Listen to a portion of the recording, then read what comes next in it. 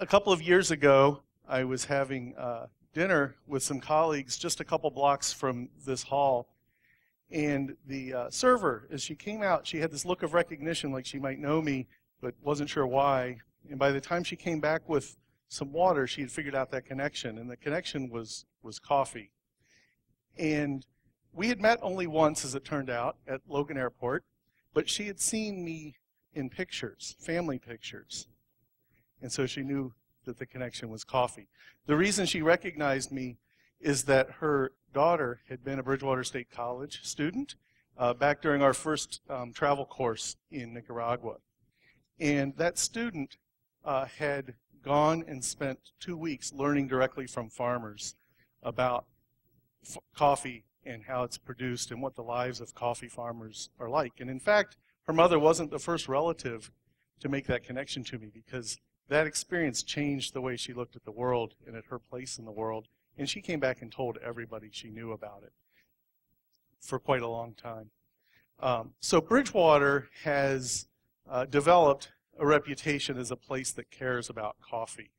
And as I look forward to 2040, I want to be sure that we still have that reputation. And more importantly, I want to know that Bridgewater in 2040 will deserve that reputation. Because I think that coffee is a bellwether of where we are in the world and how we are living our values.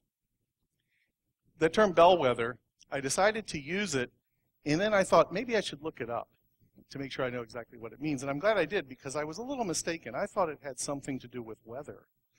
And it does have to do with bells, but just like there's no X in cat, there's no A in bellwether. A wether is a kind of a sheep. And it's not the lead sheep, it's not the following sheep, but it's a sheep that's always with the flock. It's in the flock.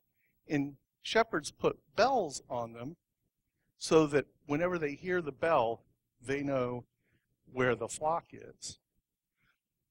Wherever we find our coffee on this campus in 2040, that will tell us where our campus is.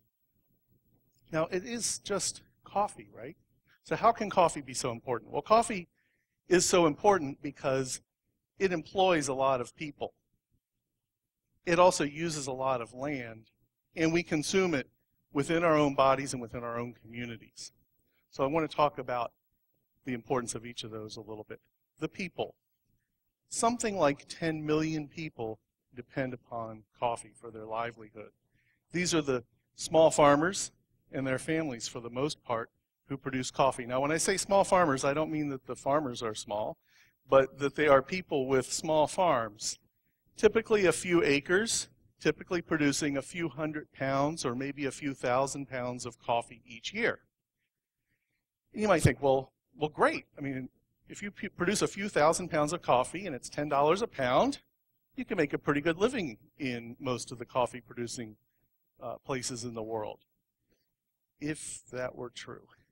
The $10 that we would pay for a good coffee here, most of that $10 is taken by transportation, packaging, marketing, processing. And most of what is left is taken by unfair trading practices. Middlemen, we know in Latin America as coyotes, who get between the seller and the market. And other practices that make it very difficult to get that last dollar or two of value that is in the coffee itself, so that the producer, I've met producers getting as little as 5 cents a pound for coffee that we might pay $10 a pound for here. So because there are millions of people depending upon it, finding how we get our coffee makes a difference. How we get our coffee makes a tremendous difference. And the way we currently think about that is to look at those market structures and think about how to reorganize them or change the rules a little bit. Because no matter how free a market is, it behaves under a set of rules. And the rules are structured in many commodity markets, including coffee, so that those who are producing are also taking on most of the risk. The buyers of coffee can buy something called futures, and that protects them from risk. We want to find ways in coffee to protect the producers, and so that they can have not just a paper future, but a real future. And to explain a little bit about how that might work, let's go to the coffee fruit. Coffee is a fruit. Here it is on a tree. It grows on a tree. Those are two things that most people who drink coffee don't know. It's something that everyone on Bridgewater State University in 2040 is going to know, because we can make this a campus where people, whoever drinks coffee, will know something about where it comes from and will understand those geographies of coffee. The current model for trying to ameliorate that problem of risk is something called fair trade. And fair trade is basically a system in which small groups of, or groups of small producers come together and organize into cooperatives, and they make arrangements with buyers who will guarantee them a fixed price for their coffee. The producers also learn something about the market into which they're sending this coffee. Otherwise, they're just sending a fruit off the field, and they might not have any idea what happens to it. They can also, by organizing, start to take on some of those other functions like packaging and processing, and thereby earn a little bit more of that $10. So this campus has committed a few years ago to being a fair trade campus. By 2040, I hope we found the time to live up to that, because we are not really pursuing fair trade. But I also want to say that if at 2040 all we're doing is fair trade, then we have failed. Because by 2040, fair trade should be an obsolete model, because fair trade will never apply to the entire system. What I'm hoping is that the cafes of 2040 that we operate on this campus will empower our students and our faculty and staff in our broader community with so much knowledge of the farmers that they won't stand for those traditional rules in the way the markets behave now, and that they will insist on changing the markets themselves. Now, not just our campus, but the campuses that follow our lead, as we show what it means to produce coffee and to bring coffee to students in a way that meets our values of sustainability and justice. I mentioned the other factor is the land that's involved. This tree is on land. This land is in La Corona in Matagalpa, Nicaragua. And my friend Alfredo planted this tree in order to provide coffee. He planted an entire forest, and that forest protects the quality of the water in his community, the quality of the water in the city farther down the hill, and it provides habitat for birds that might migrate to Bridgewater if and when we have spring. The birds will come. They will come from this forest, but they probably won't come from this tree, because this tree does not exist anymore. I took this photo a few years ago, and since then, almost every tree on the Rayo family farm has been replaced. It was a victim of climate change. We're talking about future this evening, but climate change is not a future problem. It's a current problem. It's a current problem for coffee producers. To produce quality coffee is similar to producing wine. You need a combination of climate and soil. And the farmers are taking care of the soil, but it's our responsibility to take care of the climate, and we haven't done so.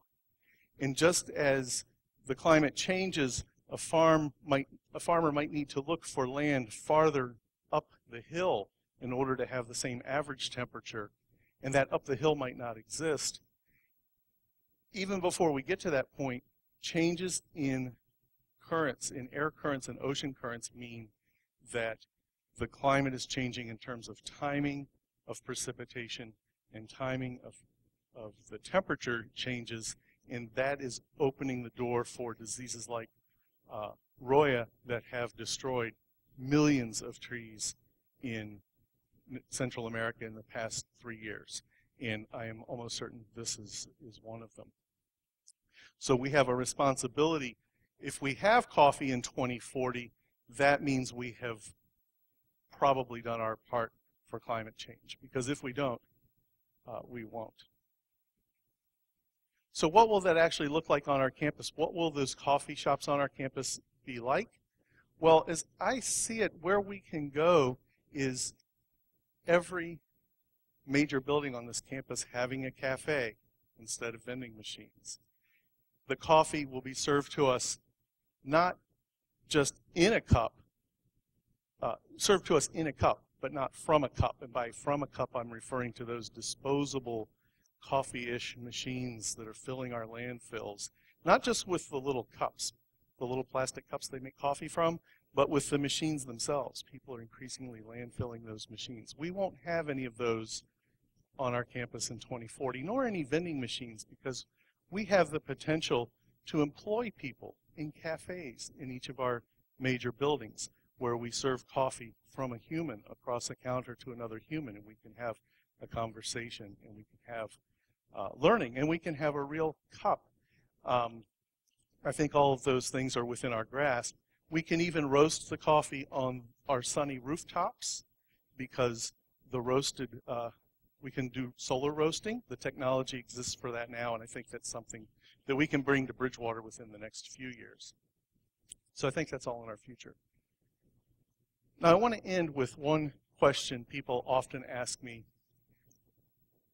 and that is this fair trade and organic coffee as good as regular coffee?